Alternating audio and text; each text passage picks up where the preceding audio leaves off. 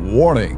Bitag Live Morning caters to mature audiences. Topics discussed are particularly on hot, timely, current issues purposely intended for Filipino viewers and listeners worldwide. Discussions may contain language that may not be appropriate for some sensitive audiences. If you do not approve of the content listed above, please do not watch our videos. If you wish to continue, we strongly advise that you proceed with caution. Viewer maturity is advised. Ngayon, marami ho kasi mga dilaw magsasabi, panahon na, 6 months going to 7 months na yung Duterte administration, kinakailangan natin makita rito, ma-fast track ho yung sinasabing infra development.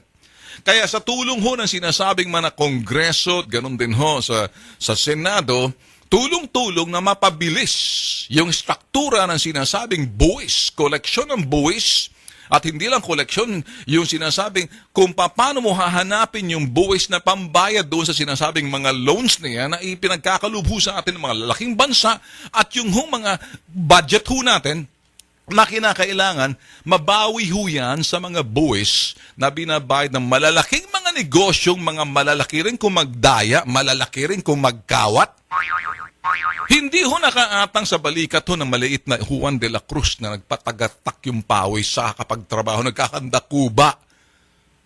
Parang kawawa ho kasi malilit ng taong bayan na nagbabayad ng buwis. Pero yung mga pendehong magnanakaw, mandaraya, nagagalit ho ako.